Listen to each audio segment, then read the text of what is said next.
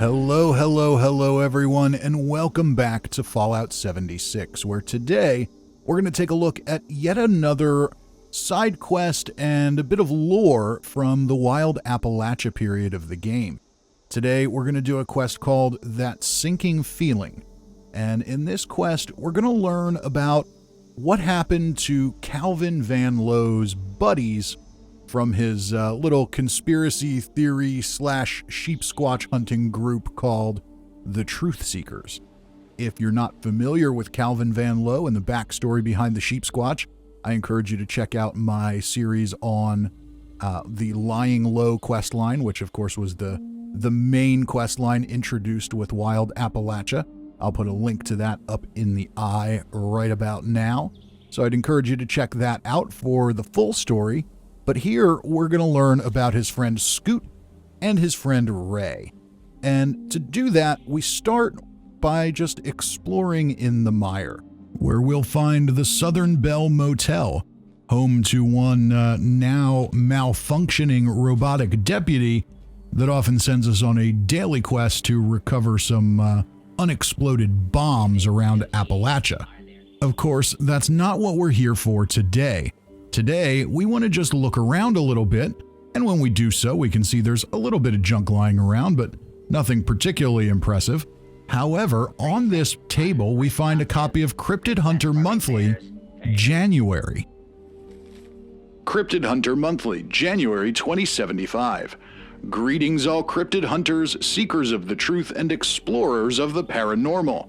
This month we'll be covering a very special member among legendary beasts, the Sheepsquatch.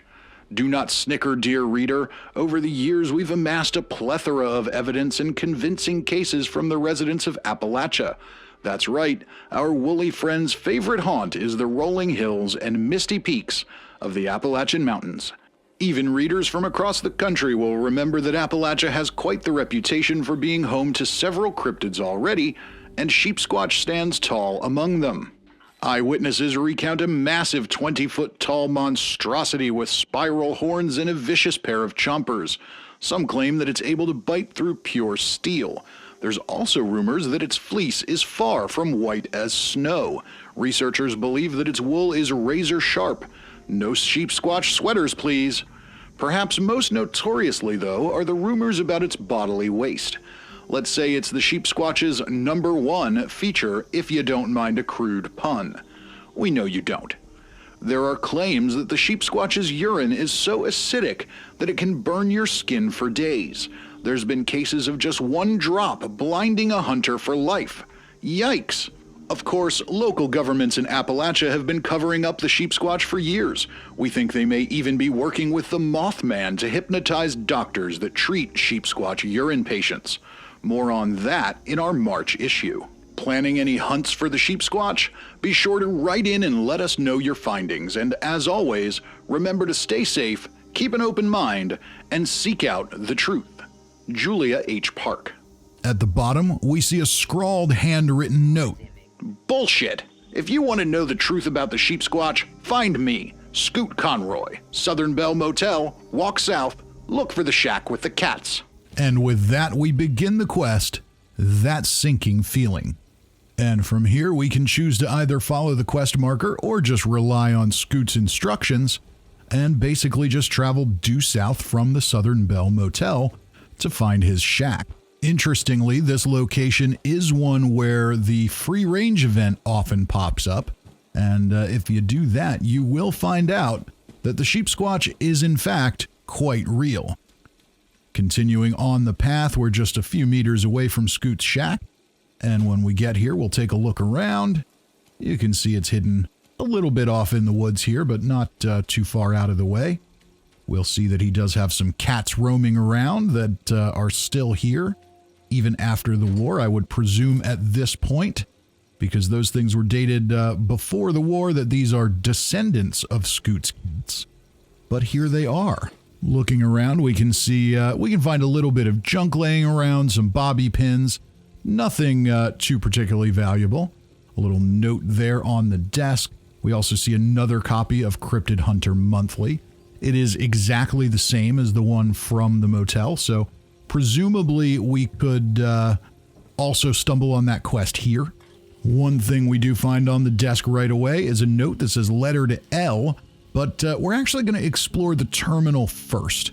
Let's take a look at what Scoot had to say. We can see here, property of Scoot Conroy, always seek the truth, private property. 2 entries, personal documents, we'll start there. And his first entry is birthday present ideas, along with truth seekers and draft adoption. Let's take a look at birthday present ideas first. We can see a bunch of names here. Cleo, 606, hopefully finding him a new home. Curly, 1212, some little kitty boots. Diego, 311, a new blanket. Dorothy, 817, a different blanket from Diego's.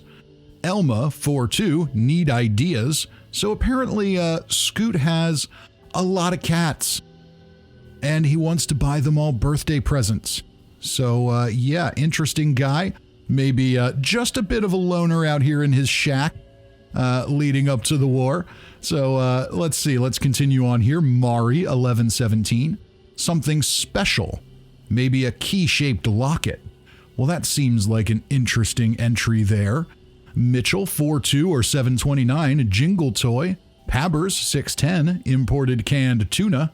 Ruby, 1024, new grooming brush.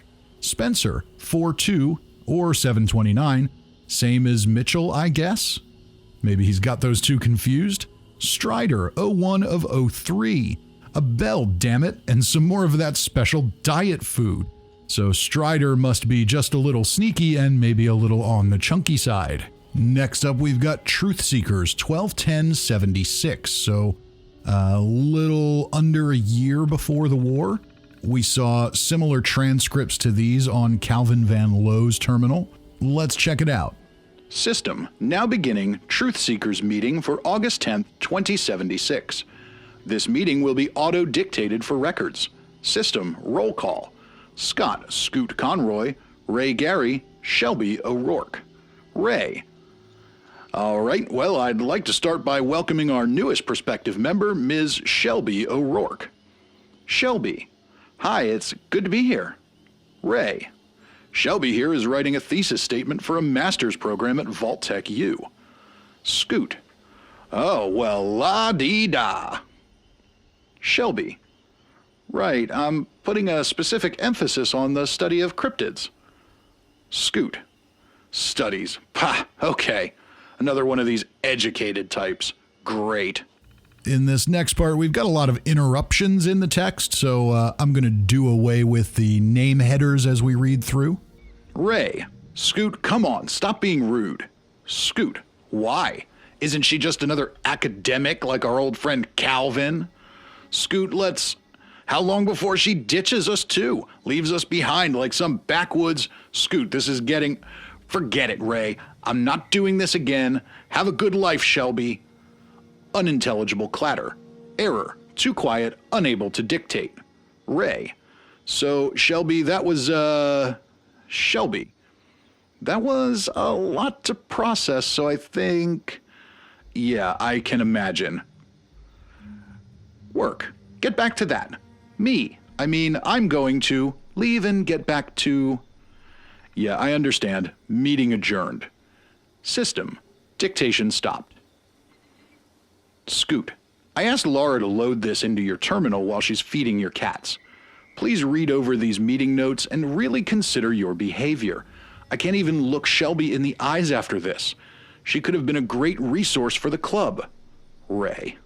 So it sounds like Scoot is having some issues here. We know from the Lying Low quest line that Calvin Van Lowe left the group when he went and joined Vault-Tec University, and it looks like Scoot is more than just a little bitter about that. Our final entry here is draft adoption. It looks like Scoot was considering finding some new homes for his cats, and he's been testing out some ad copy here. Hello, if you're an inexperienced owner with a love of cats and are looking for a new companion, you can reach me at... Hi, cat lovers, looking for a new best friend? Only accepting the most qualified of candidate. Serious cat owners only. Please inquire. Yes. So clearly we can see he wasn't doing so hot with all that. Our next entry is research private. enter security phrase, so we need to figure out a passcode. Unfortunately, we really have no idea what that passcode might be. So maybe to do that, we need to check out that note to L letter that we found sitting on the desk when we first came in. Let's take a look at it. I think we can safely assume that L is the Laura that Ray mentioned that comes by to feed the cats. Let's go ahead and see what Scoot says in the note. Thanks for watching, my little furballs. Here's some tips for handling them. Also, I'm not sure how long I'll be gone, but I left a list of birthday gift ideas on my terminal. Keep your receipts and I'll pay you back. Good luck, thanks again, and send my regards to R. Curly, he's the short hair. He likes his food left under the desk. Diego and Polly, these two are inseparable. Gloves recommended. Elma, she's polydactyl, so she'll need her nails trimmed regularly. Pabbers, she's a good kitty, but she'll need her teeth brushed though. Murray, the key to my heart, my best friend, the only one in the world I trust. She likes to nap on top of the terminal. That makes it pretty clear that Mari is definitely at least part of the passphrase. Let's keep going. Ruby, I hope R reminded you to wear long pants. Strider, big but sneaky. Vet has him on a special diet. Snuggles, her name is ironic. Seriously, do not attempt to snuggle with Snuggles.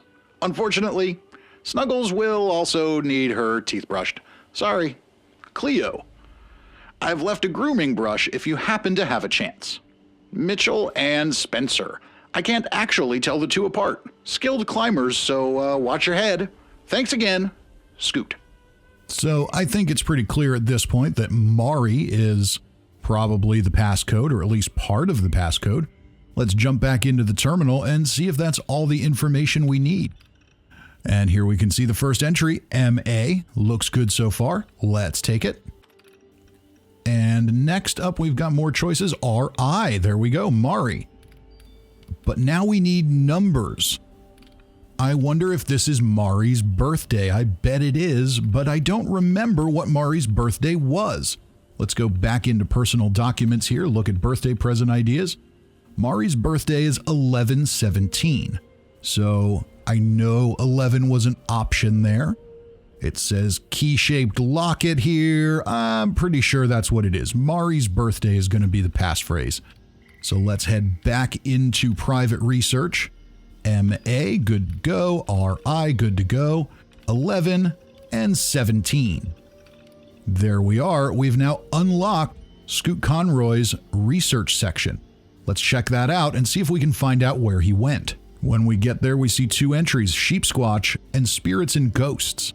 Let's start with Sheepsquatch. We know that's where he started anyway. 4 field research entries on the Sheepsquatch. Entry 1. February 20th, 2070. Hunters, me, Cal, Ray. Location, farmland near Route 63. Me and the fellas took a road trip up north a bit. Heard rumors about sheep disappearing. Ray thought that maybe the Sheepsquatch eats sheep. I thought that was pretty dumb. Of course, the farmers found out that a neighbor had been stealing them in the night. No Sheepsquatch evidence here.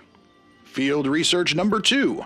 April 2nd, 2071. Hunters, me, Cal, Ray. Location, trails out by Point Pleasant. A visiting member from Point Pleasant had mentioned some tracks to us out by where he lived. He said they weren't anything like what he's seen before. I told him maybe the Mothman has him under mind control, so we drove out there anyway. Stopped at a creamery on the way. Pretty good. No squatch to be found, though. No Sheepsquatch evidence. Field research number 3. August 20th, 2072. Hunters, me, Ray. Location, land out near Watoga. Ray wasted his time. I know he just brought me out to try to calm me down. Well, screw him. Screw Cal. Screw the both of them. Cal thinks he's so goddamn smart. I don't need him. No Sheepsquatch, no Sheepsquatch, no Sheepsquatch. This must be around the time that Calvin left the group to go attend Vault-Tec University. And it sounds like Scoot is having a hard time with that. Maybe he's feeling a little bit jealous. Maybe he's feeling more than a little bit abandoned by his friend. Either way, it's clear that he's not coping well, and his frustrations are showing. Let's take a look at the last entry under Sheepsquatch. Field research number 4, December 29th, 2072. Hunters, me. Location, hills behind Uncanny Valley. I stopped off here on the way back from visiting Mom at home. I wanted to prove it to myself that this new sighting was a fake, even if Ray won't listen. Undeniable proof my ass. It was an albino deer. Ooh, scary. I wish Cal was here so I could laugh in his stupid face. Ha ha ha. What a terrible and mighty Sheepsquatch, loser. Conclusion: there is no Sheepsquatch, loser Van Asshole. Well, if we needed any more evidence that Scoot was having serious emotional problems following Cal leaving the group, we found it. He's obviously unhappy. He's obviously bitter. He clearly feels abandoned and betrayed by his friend, and now he's taking that out on other people around him and even just abandoning activities that he normally enjoys. It's clearly very unhealthy. We'll see where he goes with this in the next entry, Ghosts and Spirits. Here we'll find 2 entries, Field Research number 1 and Field Research number 2. September 24th, 2077. Hunters. Me, Sean. Abandoned house in Harper's Ferry. First trip hunting a real phenomenon. The evidence on interacting with the spirit world is undeniable. We brought an old General Atomics B57 transistor radio. Sean says it's a perfect ghost phone. Man, was he right. We got some of the craziest messages from this house. We kept hearing church repeated over and over again. Sean thinks that's because the radio kept picking up the local religious stations, but I don't know. I just have this feeling. Need to look at some maps and consider next steps.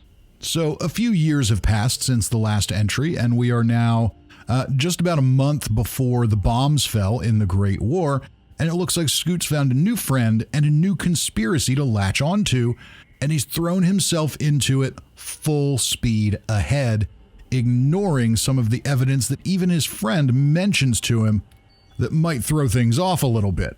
While it certainly appears healthy that Scoot has made a new friend, some of this behavior is a little scary. You don't want to see somebody who is clearly a loner throwing themselves into more conspiracy theories, ignoring evidence that's right in front of their face, even when it's presented to them by a trusted friend.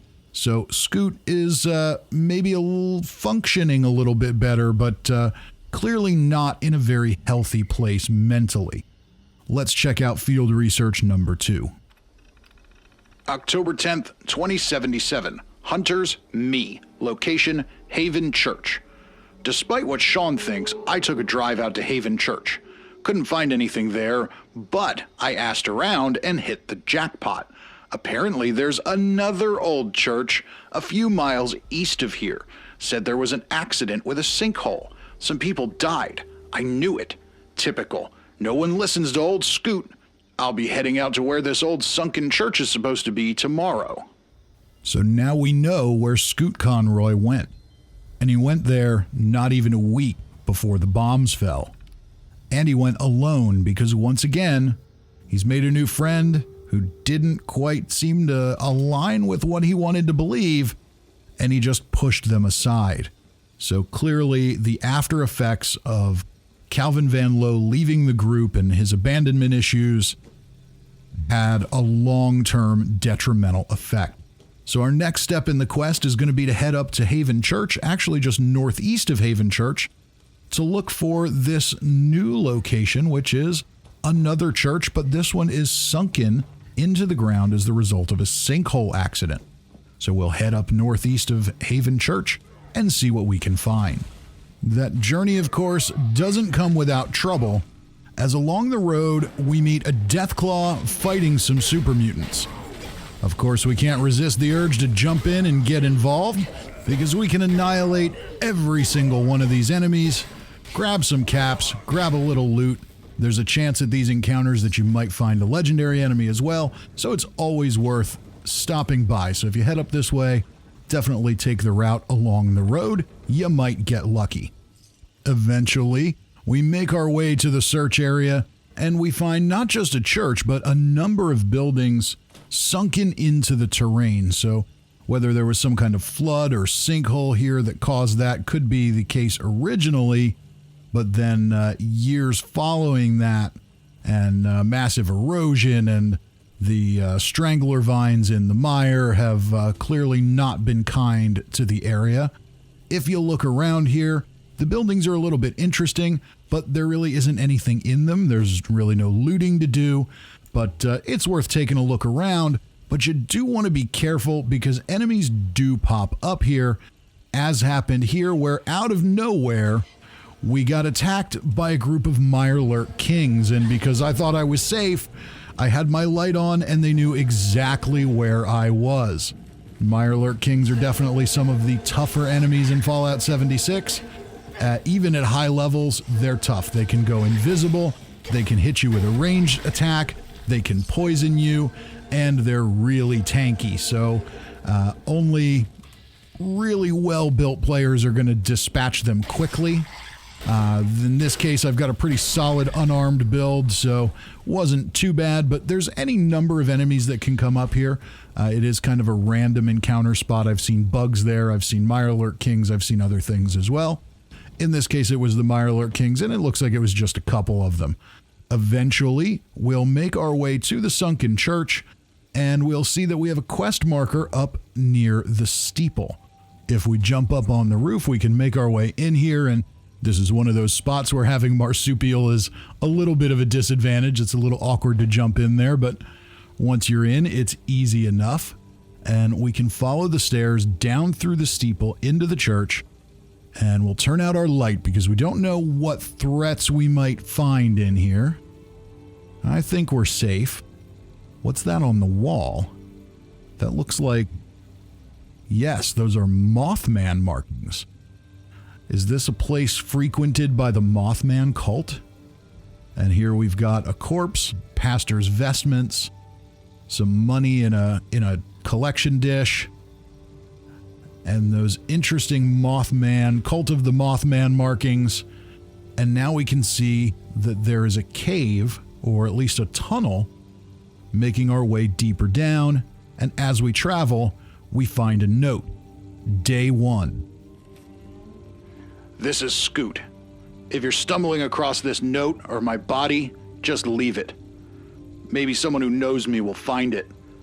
I fell down this sinkhole and broke both my legs. I'll be dead soon. Please feed my cats. Day 2. Not dead yet, and not alone either. Someone else fell down here before me. His name's Kevin, and he's some kind of park ranger. He knows all sorts about survival, showed me where to gather drinking water and moss that I could eat. We've been eating bugs, too. Need that protein. He said the people from his division would be searching this area any day now. Day 24. No one is coming. My leg is healed, but not in a good way. Kevin and I had tried to work together on splints, but the wood down here is too moist. It just crumbles. I just spend my days crawling through the mud, eating bugs, drinking dirty water. I'm going to die down here. So clearly Scoot made his way down here on his search for ghosts, but it didn't go as planned. As we travel deeper through the tunnels, we find another note. Day 82. Day 82. Someone else fell in. His name's Mickey.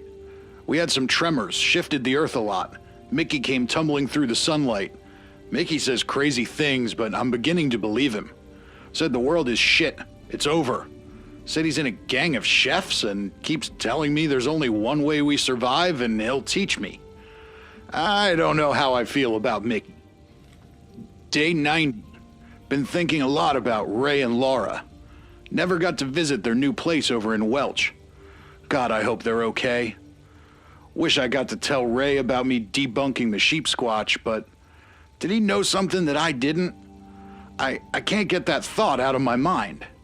So here, Scoot mentions Ray and Laura's place in Welch.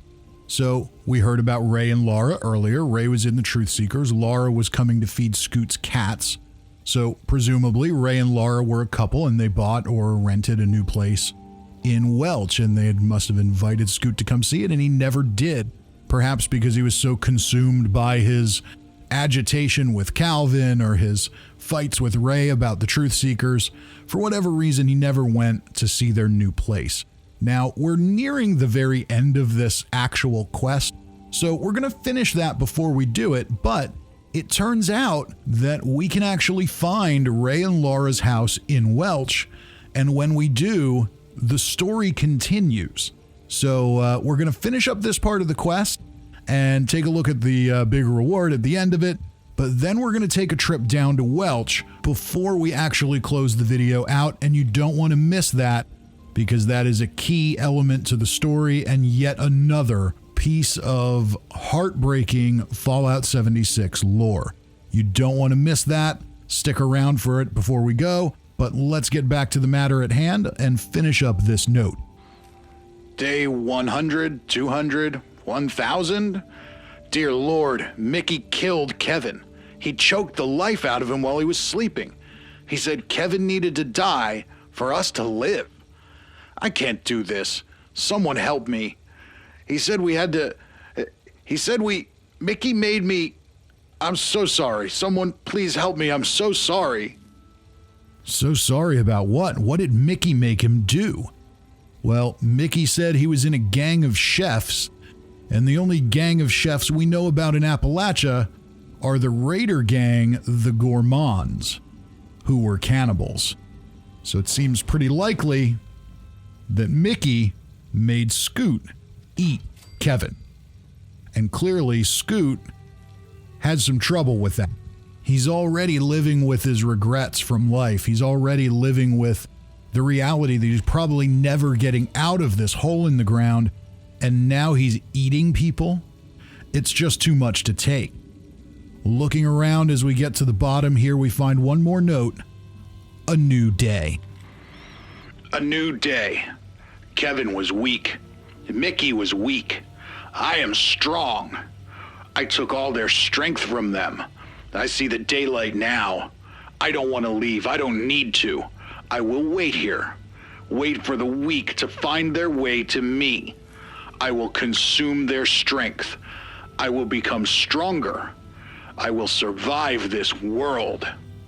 And now it's clear that Scoot has completely lost his mind.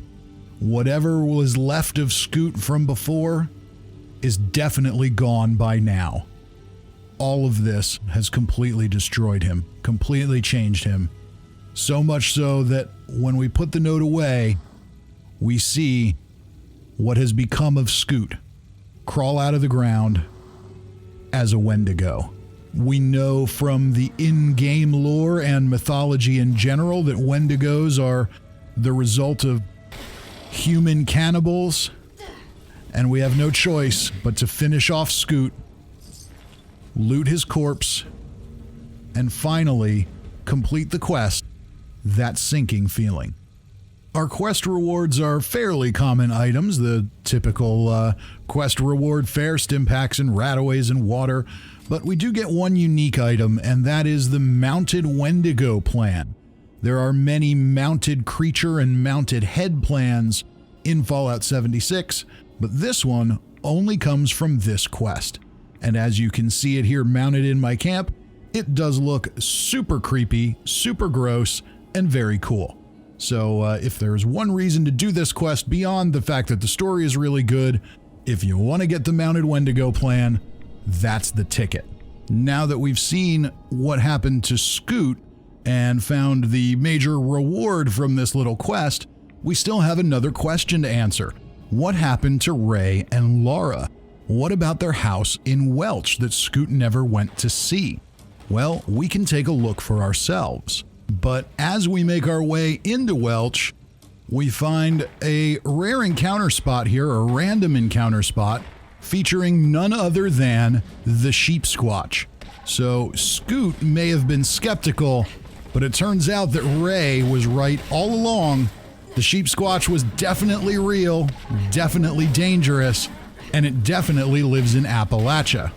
Now, the one we encounter here is, I believe he's going to top out at level 60. So not the most dangerous of Sheepsquatches, but still a formidable opponent nonetheless.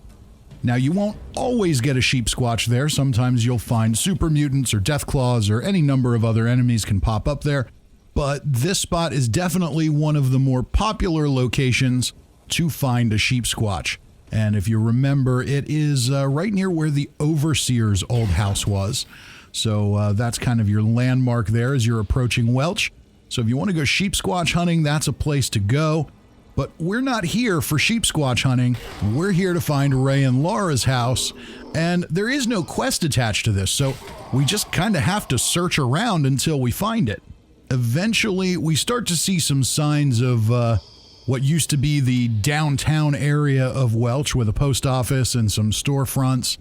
And as we hunt around in here, we're going to start to find more of what we're looking for. So this location here doesn't really give us anything. This looks like it was the old post office. So a little safe there, but nothing major to find. When we head back out, we can keep looking around. And of course, there's lots of mole miners in this area. So be on the lookout for that. But as we make our way around the corner from the post office, we find a row of abandoned homes. And the first one we see when we look around downstairs, it's been pretty thoroughly ransacked over the years. There's not much left down there.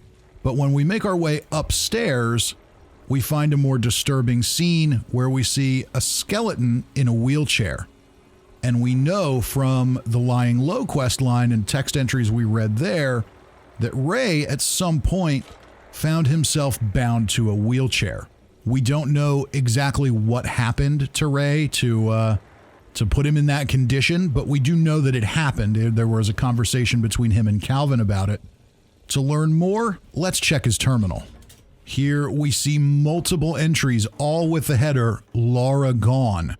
It looks like he was keeping track of some kind of journal after Laura must have left. We know that Laura was his partner, maybe his wife or girlfriend that he lived with. And maybe this will tell us what happened to her, or maybe a little more about what happened to Ray. Let's read the first entry, Laura Gone, Day 5. Laura's been gone on a supply run for over 5 days. This has never happened before. I've tried to work up the courage to make my way down the stairs, but what good would that do? Where could I even go? I'm thankful for the whiskey I had stashed away, but there's no food up here. Please be safe, Laura. Laura Gone, Day 12. I'm starting to see things. People. I watched our wedding ceremony play out right here in the study. I keep experiencing visitors walking up the stairs. Mike, Glenn, Scoot, Jerry, Cal, Andrew, Sean, Artie. Ran out of whiskey. Shared the last glass with a Sheepsquatch to bury the hatchet. I always knew it wasn't personal. I just got too close. I hear Laura humming downstairs. That means she's cooking. Smells delicious. Lonely and without food, Ray is starting to lose his mind. Laura Gone, Day 16. Had another visitor. Felt so real.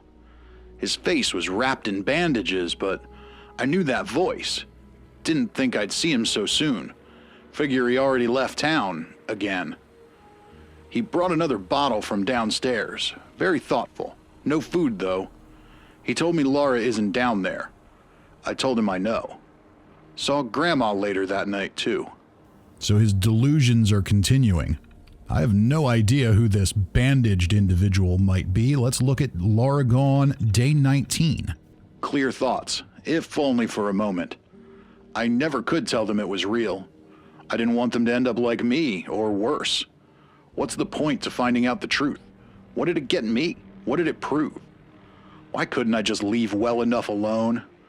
If I could still walk, if I never saw that damn thing, I'd be out there with Laura. We'd be surviving together.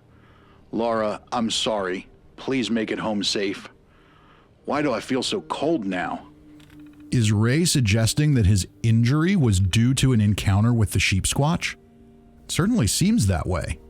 Let's look at the last entry. Seeing more and more visitors. Feeling weaker and weaker, too. I should crack open that last bottle and call it a night. I love you, Laura.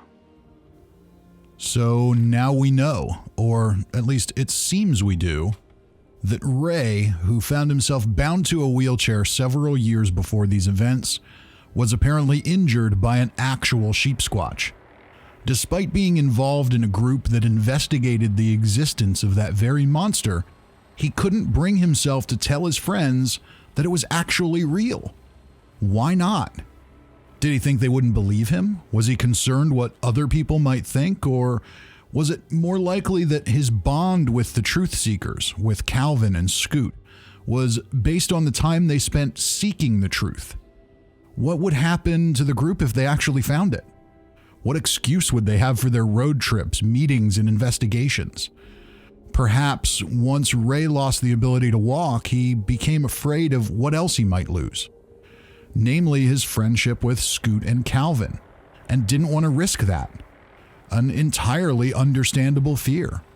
But now, years later, with Calvin long gone, we of course know that he's dead, and Scoot having pushed everyone away only to fall into the sunken church and become a Wendigo, now Ray is living with Laura, who he loves. Maybe she's his wife, maybe his girlfriend, clearly his partner in surviving the post-apocalypse. They're in their home in Welch, but one day, she goes out to get supplies and just never comes back. What could have happened to her? The most likely explanation is that she was killed by one of the many hazards of the wasteland. But the cynic in me wonders if maybe she grew tired of being responsible for someone else's survival, or had simply become unhappy and just ran away. She'd kind of have the perfect cover for that. That's a bleak thing to consider, but it's entirely possible. Either way, Ray was left alone in the house with nothing to eat, only some booze to drink, and a head full of wandering thoughts and regrets.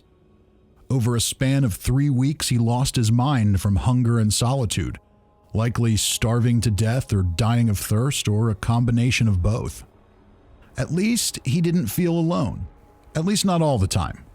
His delusions seemed to keep him company, perhaps making the pain of so much loss just a bit more bearable. In the end, this is yet another heartbreaking tale of loss, loneliness, and regret that Fallout 76 tells so well. I hope you've enjoyed this video and this story. Stories like these are probably my favorite part of Fallout 76, and I'll be covering a lot more of them, and hopefully covering even more that haven't been released yet in the future. The way these wild Appalachia stories were handled was spectacular, and I really truly hope that this kind of storytelling hasn't been entirely forgotten about. Thank you all for joining me. If you enjoyed this and want to see more, be sure to subscribe, hit the like button, and leave a comment. There's plenty more to come, and I hope I see you next time. Till then, I'm Fisty McRib.